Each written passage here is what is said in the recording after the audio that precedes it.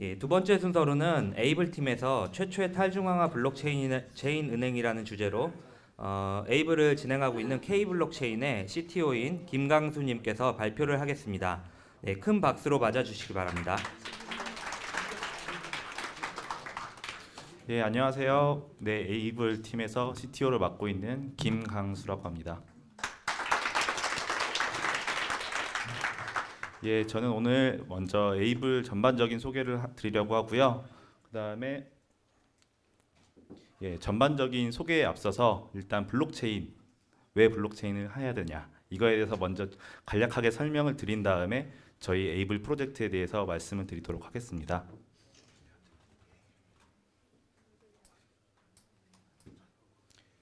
네, 기본적으로 블록체인 같은 경우는 미국 중앙화폐 은행이 실패를 하면서 결국에는 금융 위기가 일어났잖아요. 그래서 서브프라임 모기지라는 사태가 일어났는데 모두들 많이 기억하실 거예요. 2008년에 지금부터 한 10년 전이죠. 그래서 이런 금융 위기가 일어났는데 금융 위기가 발생한 이후에 미국 중앙 정부는 금융 위기를 타파하기 위해서 제로 금리를 이제 점점 4%, 3%, 2%, 1% 이렇게 내려가면서 제로 금리까지 이렇게 내려갔는데 제로 금리까지 가도 경제가 살아나지가 않았어요. 그래가지고 양적 완화라는 것이 시작합니다. 그 QE라고 퀀티테이티브 이지라고 부르는데 QE를 이렇게 실행을 했는데 하면서 자본을 계속 자산을 매입을 하고 그랬는데도 경제가 살아나지 않았어요. 그래가지고 자본을 계속 이렇게 찍어내는 상황까지 일어났습니다. 그래서 자본을 찍어내는데도 경제가 많이 살아나지 않았는데 지금 그래서 그 많이 풀린 자금들이 어디로 갔냐 했을 때 이제 미국 증시로 많이 들어갔죠. 그래서 증시 같은 경우는 2008년 대비 2018년 지났을 때 3배 이상 미국 증시는 올라갔습니다. 그런데 그 경제가 생산력을 바탕으로 일어났느냐? 그건 아니고요. 사실 뭐 기술주라던가 바이오주 이렇게 조금 테크니컬하고 성장을 위주로 하는 주식 위주로 많이 올라가게 됐습니다. 그렇게 되다 보니까 미국 중심의 성장만 일어났지 전 세계적인 성장은 일어나지 않았고요. 그다음 이제 최근 그 이후로 금리를 올린다 이렇게 했을 때 그 성장성이 많이 의심을 많이 받고 있기 때문에 지금 최근에 뭐 경제적으로 조금 여파가 많이 있고 있죠. 그래서 이렇게 중앙은행이 화폐를 찍어내는 것 이거에 대해서 많은 사람들이 의심을 갖기 시작을 했습니다. 그래서 그거에 대해서 일단 가장 먼저 반론을 제시한 게 오스트리아 경제 철학이라고 볼 수 있는데요. 그래서 오스트리아 경제 철학은 기본적으로 근본이제를 지지를 하고요. 그래서 근본이제를 통해서 중앙은행이 무분별하게 화폐를 발행하는 것을 견제를 해야 된다라고 일단 기본적으로 주장을 하고 있습니다. 그래서 2008년에 이런 금융위기를 보고 사람들이 많은 생각을 했죠. 그래서 어떻게 디지털적으로는 답을 낼 수 있을까? 이거에 대해서 고민을 많이 했습니다. 그래서 많은 개발자들이 모여서 생각을 해낸 것이 그리고 그 중에 중심이 된 게 나카모토 사토시라는 익명의 개발자가 비트코인이라는 개념을 제안을 하게 됩니다. 그래서 다양하게 기존에 있던 기술들 퍼블릭 레저라던가 POW라던가 뭐 해싱 알고리즘이라던가 뭐 공개키 알고리즘 이런 것들을 이렇게 같이 조합을 해서 비트코인이라는 걸 개발을 해냈고요. 근데 비트코인이라는 것은 총 캡이 정해져 있는 디플레이션적인 화폐의 성격을 갖고 있습니다. 그러다 보니까 기존의 중앙화폐에서 이렇게 무분별하게 화폐를 찍어내는 것을 견제할 수 있다. 그러면서 이거에 대해서 더 많은 사람들이 이 프로젝트에 동참을 하고 오픈 소스 프로젝트인 GitHub을 통해서 가장 유명한 프로젝트가 된 게 이 비트코인인데요. 그래서 비트코인이 2009년부터 계속 성장을 해서 뭐 최근 2만 달러까지 가까이 갔다가 최근 뭐 9천 달러까지 이렇게 좀 내려오긴 했지만 그래도 지속적인 성장을 이뤄낸 것이 결국에는 이런 중앙화폐 시스템에 대해서 사람들이 문제를 갖고 있다. 이거를 이제 점점 인식을 하고 있다는 게 일단 암호화폐의 배경이 되고 있고요. 일단 그다음 비트코인 다음으로 일단 나온 것이 이더리움입니다. 많이들 들어보셨다시피 스마트 컨트랙트 기능으로 투링 컴플릿하게 프로그래밍을 할 수 있는 기능을 제공하는 게 이더리움인데요. 비트코인 같은 경우는 송금하고 돈을 받을 수 있는 기본적인 기능밖에 제공을 하고 있지 않습니다.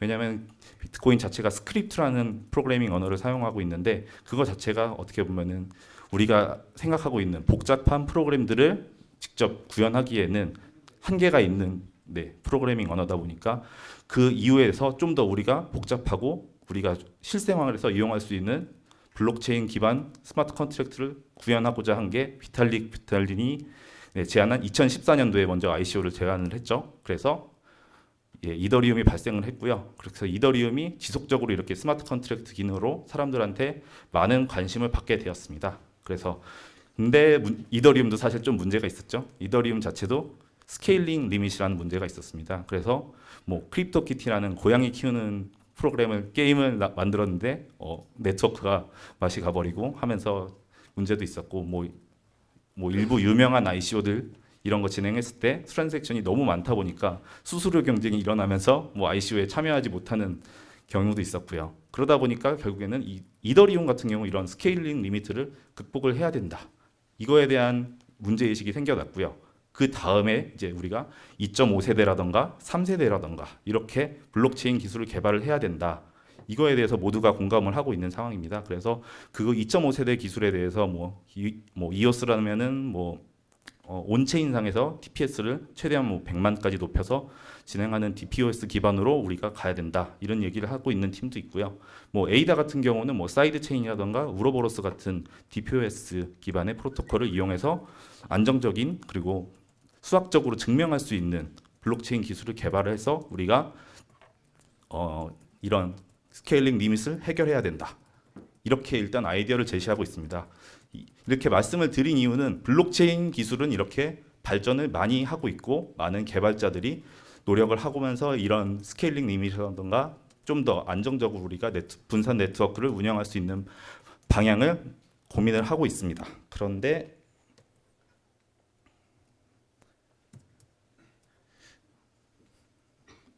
근데 암호화폐 보관 방식에 대해서는 그런 발전이 얼마나 있었는지 저희가 한번 생각을 해봐야 된다고 저희는 고민을 했습니다. 그래서 모두들 지금 많은 사람들이 암호화폐 어디다 갖고 계시는지 물어보면은 아마 대부분 90% 이상이 아마 거래소 지갑에 뭐 이렇게 보관을 하고 있는 분들이 많을 거예요. 근데 사실 거래소의 역사라는 걸 잘 생각을 해보시면은 거래소의 역사는 해킹의 역사예요. 그래서 2011년도 마운트국스가라는 최대 거래소가 있었는데 그 거래소가 해킹을 당하면서 거래소 자체가 해킹을 당하면서 비트코인이 뭐 사실은 없어지냐 마냐의 위기까지 갔었던 적도 있었고요. 뭐 가장 최근의 일로는 뭐 얼마 전에 바이낸스 계좌가 해킹당했었죠. 그래서 뭐 바이낸스 계좌 해킹 때문에 뭐 출금이 제한된 적도 있었고 뭐 그 얼마 전 한 달 전에는 또 일본 거래소 해킹당해가지고 램에 해킹당했었죠. 뭐 이렇게 사실 거래소 자체의 역사가 해킹의 역사예요. 그래서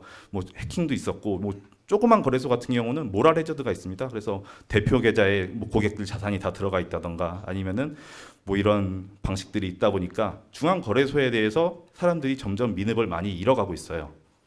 그래서 그 다음 솔루션으로 사람들이 고민을 하고 있는 게 탈중앙화 거래소, 덱스라는 것인데요. 많이 들어보신 것 중에는 뭐 이더델타라던가 아이덱스라던가 이런 탈중앙화 거래소들이 있습니다. 근데 탈중앙화 거래소의 문제가 무엇이냐? 이거에 대해서 고민을 조금 해보시면은 기존에 저희는 중앙화 거래소에 너무 익숙해져 있다 보니까 빠르고 쾌적한 UI를 원하고 있는데 탈중앙화 거래소가 아직까지 그 정도 수준에서 서비스 경험을 제공을 하지 못하고 있습니다. 그러다 보니까 결국에는 사람들이 아직까지는 탈중앙화 거래소로 옮겨가지 못하고 있는 상황입니다. 그래서 이렇게 거래소 중심으로 금융 거래가 일어나야 되는가? 이게 사실은 저희가 근본적으로 갖고 있는 문제의식이라고 생각을 하고요. 저희가 일반적인 생활에서 어떤 금융 플랫폼이 가장 우리에게 중심이 되고 있는가? 이것을 고민해 보면은 모두가 은행이라고 생각을 할 거예요. 그래서 은행 계좌 기반으로 저희가 월급도 받고 뭐 페이먼트도 지분하고 펀드도 가입하고 보험 같은 경우도 계약도 하고 결국은 은행 중심으로 이렇게 모두가 일어나고 있는데 암호화폐는 아직 그 정도까지 성숙이 안 돼 있다.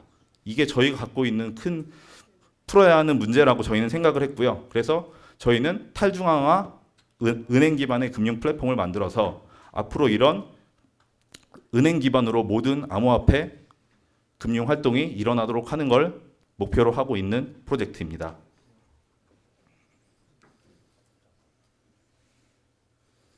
그래서 그렇게 되려면 저희가 암호화폐의 가장 특징이 뭘까요? 변동성이 심하다는 겁니다. 저희 뭐 비트코인만 하더라도 얼마 전까지 2만 불 갔다가 다시 9천 갔다가 뭐 이렇게 큰 메인 암호화폐인 비트코인도 이런데 사실 알트코인 같은 경우는 변동성이 훨씬 심하거든요. 그래서 이 암호화폐 이런 큰 변동성으로 우리가 일상적인 금융활동, 믿고 할 수 있는 금융활동을 할 수 있냐, 이거에 대한 솔루션을 저희는 찾아야 된다고 생각을 했습니다. 그래서 저희가 생각을 해낸 것이 스팀에서 어느 정도 영감을 받았어요. 그래서 스팀이랑 스팀 달러, 스팀 파워의 개념을 은행에 적용했을 때 어떤 결과가 나올까, 이거에 대해서 많은 고민을 했고 저희가 결론을 내린 것이 저희는 스테이블한 커런시를 만들어내야 된다. 그래야지 그것을 기반으로 사람들이 이자도 측정할 수 있고 자기의 수익도 측정할 수 있지, 기존에 너무 변동성이 심한 암호화폐로는 그거를 도저히 측정할 수 없다라고 저희는 결론을 내렸고요. 그거를 저희가 에이블 파운데이션을 통해서 저희는 이거를 에이블 파운데이션은 일종의 은행으로 치면은 지급준비금에 해당한다고 일단 생각하시면 될 것 같습니다. 그래서 이런 에이블 파운데이션을 통해서 통화 안정화를 이뤄낼 수 있다. 이게 저희가 일단 솔루션이고요. 이거에 대해서는 조금 더 자세하게 설명을 드리도록 하겠습니다. 그리고 뭐 일단 에이블 파운데이션으로 일단 처음 말씀드린 게 통화 안정성이었고요. 그다음 두 번째 말씀드릴 게 저희가 에이블 파워라는 개념이에요. 에이블 코인으로는 저희가 모든 시스템에 있는 저희가 은행이라던가 뭐 뱅킹이라던가 펀드라던가 이런 다양한 금융 활동의 네트워크 피로 쓰이게 됩니다. 그래서 에이블 코인 같은 경우는 에이블 전체적인 생태계에서 어떻게 보면은 피라고 볼 수 있죠. 우리 몸에 있는 영양분을 전달하는 피라고 볼 수 있는데, 그래서 그것을 어떻게 보면 좀 더 가치 있게 만들어주는 게 어떻게 보면은 에이블 파운데이션과 그다음 에이블 팀의 목표라고 저희는 생각을 하고 있습니다. 그래서 에이블 파워라는 개념을 도입을 했어요. 그래서 에이블 파워에는 좀 더 많은 혜택을 뭐 네트워크 피의 할인 혜택이라던가 아니면은 뭐 파운데이션에 있는 수익을 일부를 공유하는 시스템을 만들어서 에이블 코인이 에이블 파워로 전환돼서 에이블 장기 투자하는 이런 환경을 저희는 조성하려고 일단은 이런 아이디어를 냈고요. 그러면은 결국에는 에이블에 대한 유통되는 물량이 많이 에이블 파워로 전환이 되고 그 파워 자체는 다시 에이블로 전환되는데 일정한 시간이 걸리기 때문에 결국에는 에이블 자체의 유통 수량이 감소하는 효과를 가져오기 때문에 에이블의 전반적인 그리고 이런 에이블 에코시스템의 발전이 일어날 수 있다.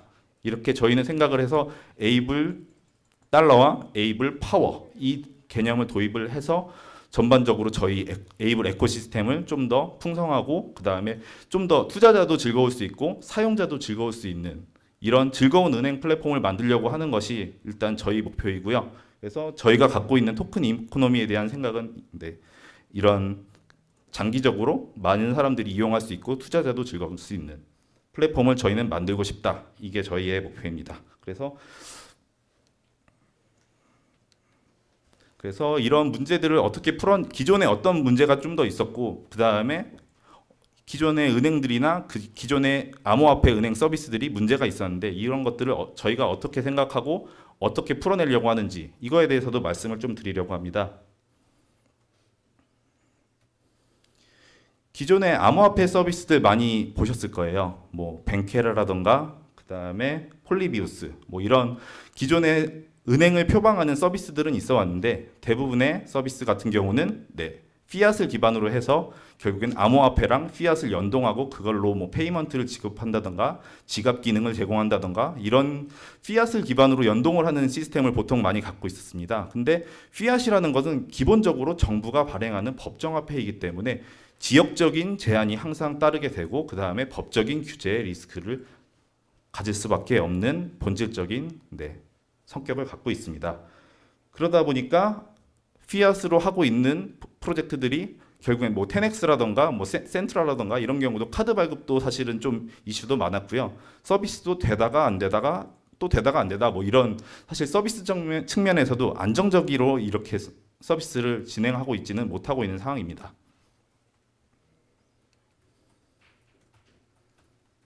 그래서 저희가 생각하고 있는 것은 이렇게 피앗에 대한 노출을 최대한 많이 줄이고 저희는 암호화폐 중심으로 하는 암호화폐 스페셜라이즈된 뱅크로 진화를 해야 된다. 결국엔 이게 저희가 내린 결론이고요. 결국 암호화폐를 취급한다는 거는 암호화폐만을 취급한다는 거는 이런 법적인 리스크라던가 지역적인 제한이라던가 어떻게 보면은 비트코인 자체도 바운드리스, 결국엔 국가 경계를 넘어서는 통화라는 개념이 어떻게 보면 중요한 개념인데, 저희도 어떻게 보면은 암호화폐를 함으로써 이렇게 각종 규제와 그 다음에 탈중앙화된 국경을 넘어서는 솔루션을 저희는 제안을 드린다고 말씀을 드리고 있습니다. 그리고 저희 같은 경우 일단 최근에 법률 자문 검토를 많이 받았습니다. 그래서 뭐 딜라이트라든가 테크앤로 같은 로펌 통해서 자문을 다 많이 받았고요. 그래서 저희 같은 비즈니스 모델이라든가 저희 백서에 대해서도 라인 바이 라인으로 전부 다 검토를 많이 받았고, 그래서 일단 이런 비즈니스 모델에 대해서는 법적인 규제나 뭐 이런 거에 대해서 괜찮다, 오케이 사인을 받고 일단 저희는 프로젝트를 진행하고 있기 때문에 뭐 이런 컴플라이언스라든가 아니면 이런 법적인 부분에 대해서는 일단은 다른 프로젝트에 비해서 저희가 강점이 있다, 이렇게 말씀을 드릴 수 있습니다. 그래서 저희는 새로운 패러다임이 필요하다, 뱅킹에서.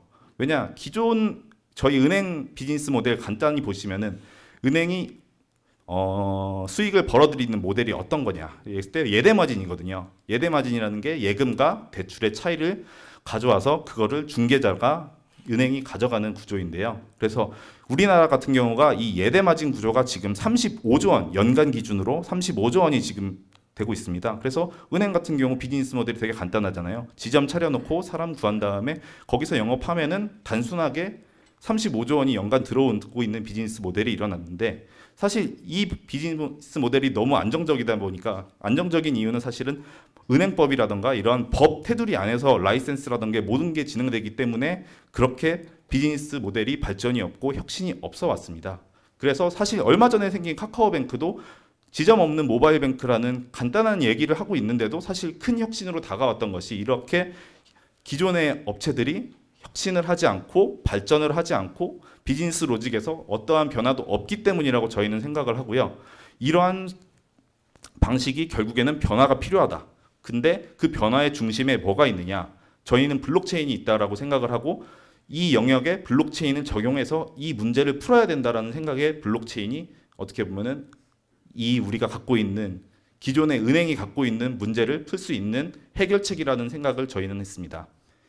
그래서 새로운 은행의 패러다임을 제안을 드리는 게 에이블 뱅크라고 일단은 많이 생각을 해주시면 될 것 같고요. 그래서 탈중앙화를 통해서 예금자랑 대출자가 직접적으로 연결이 되고, 기존의 예대 마진이 사라지겠죠. 직접적으로 연결되다 보니까. 그리고 투자자랑 기업가가 직접적으로 연결될 수 있는 금융 플랫폼을 제안을 하고, 이렇게 됨으로써 결국에는 펀드들이 하고 있던 역할을 저희는 이제 탈중앙화를 통해서 모든 집단 지성을 통해서 이렇게 이룩할 수 있다.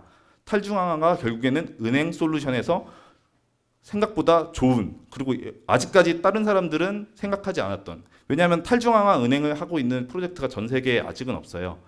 기본적으로 다 피앗을 갖고 법정화폐를 갖고 암호화폐랑 연동을 해가지고 문제를 풀려고만 하지, 실제로 예금자랑 대출자를 연결해주고 투자자랑 기업가를 연결해주는 솔루션은 없었거든요. 그래서 저희가 제안하는 솔루션이 결국에는 진정한 탈중앙화 의미의 피어투피어 솔루션이다 라고 저희는 생각을 하면서 일단은 저희가 생각하고 있는 많은 바를 말씀드렸습니다. 그래서 저희는 답이 에이블뱅크, 탈중앙화된 은행 기반 금융 플랫폼 에이블뱅크라고 저희는 생각을 하고 있고요.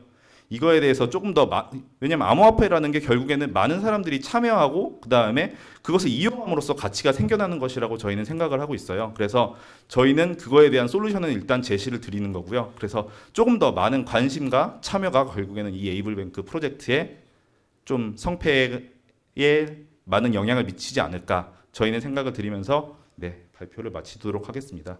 그리고 간단하게 저희 프리세일 정보를 간단하게 드리면은, 저희가 3월 27일에 토큰뱅크 통해서 일단 저희가 프리세일을 진행을 하고 있고요.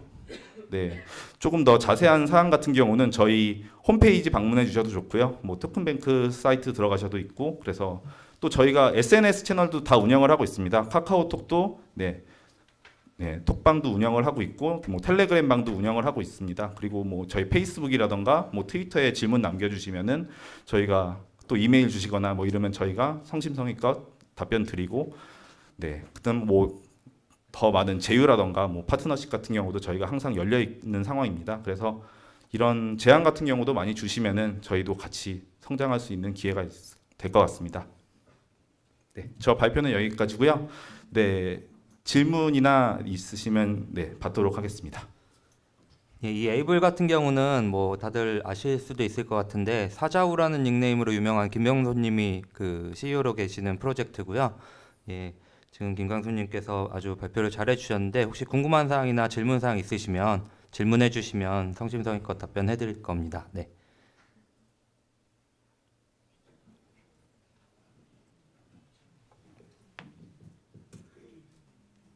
질문 없으신가요?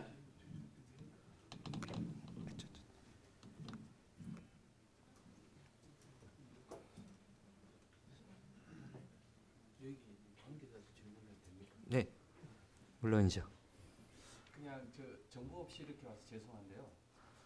그 외국계 금융기관 그 로톰이라든지 이런데 그 감수를 받았는데 지금 이 에이블이라는 그 프로젝트는 우리나라에서 중심으로 하는 겁니까? 글로벌로 일단 예, 출시를 하고 있는 것을 계획을 하고 있습니다. 예, 그렇다면 두 번째로 저희 나라 같은 경우에는 유사수신법이라는 게 있어서 클라우드 펀딩이라든지 이런 걸 할 때에도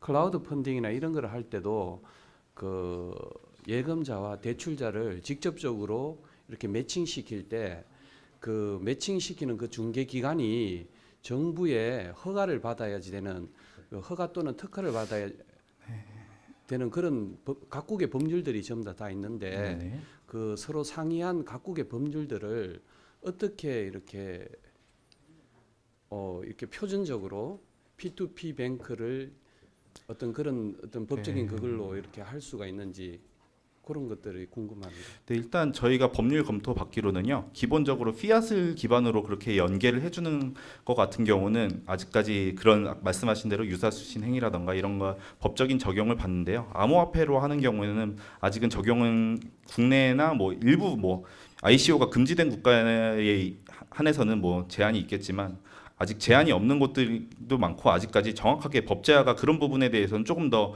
이루어질 거라고 저희는 생각을 하고 있고요. 그래서 아직까지 암호화폐, 그러니까 결론적으로 말씀드리면 암호화폐만 갖고 이렇게 중개는 아니고 어떻게 보면 탈중앙화를 통해서 매칭을 시켜주는 거는 아직까지는 문제가 없다라는 게 저희가 일단 1차적으로 받은 법률 검토입니다. 네, 더 해요. 자꾸 이렇게 예, 질문을 해서 죄송합니다.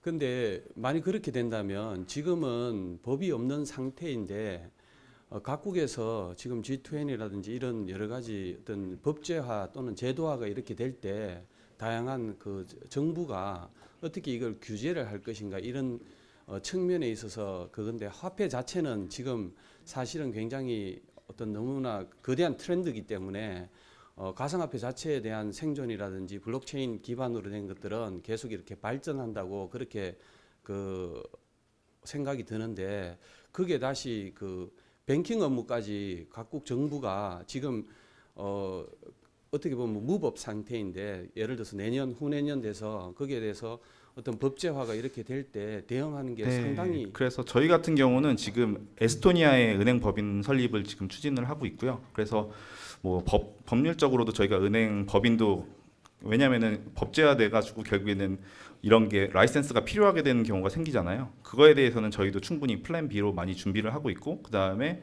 그거에 대해서 충분히 인식을 하고 그렇게 대처를 하려고 하고 있는 네, 상황입니다. 네. 혹시 다른 질문 없으신가요? 그 개인적으로 저는 좀 그 세일 계획을 좀 더 자세히 듣고 싶은데 네. 한번 좀 설명해 주시죠. 그래서 일단 저희가 토큰뱅크 통해서 1차로 1차, 2차, 3차 이렇게 나눠가지고 프리세일을 진행을 하려고 계획을 하고 있고요. 그 다음에 모금액은 한 이더리움 90만 원 수준으로 했을 때 한 2만 5천 정도를 생각을 하고 있습니다. 그리고 뭐 ICO 같은 경우는 5월 초에서 뭐 6월 초 사이가 일단은 저희가 생각을 하고 있는 일정이고요. 그래서 뭐 저 자세한 내용 같은 경우는 저희도 홈페이지 통해서 소통도 많이 하고요. 그다음에 저희도 마케팅 활동 이제 준비를 많이 시작을 하고 있어요. 프리세일 시작하면서. 그래서 조금 더 저희가 다가가면서 마케팅 할 수 있는 자리를 좀 더 만들도록 하겠습니다. 예, 부연 설명드리자면 토큰뱅크는 이제 ICO 참여할 때 좀 이제 어려움을 많이 겪는 사람들이 많은 것 같아서 만든 그 비트뱅크라는 곳에서 만든 ICO 중개 플랫폼이고요. 그것을 통해서 좀 손쉽게 ICO 프리세일을 참가할 수 있는 그런 플랫폼이에요. 그래서 혹시 에이블에 관심 있으신 분들은 그 사이트 한번 방문해 보시면 좋을 것 같습니다.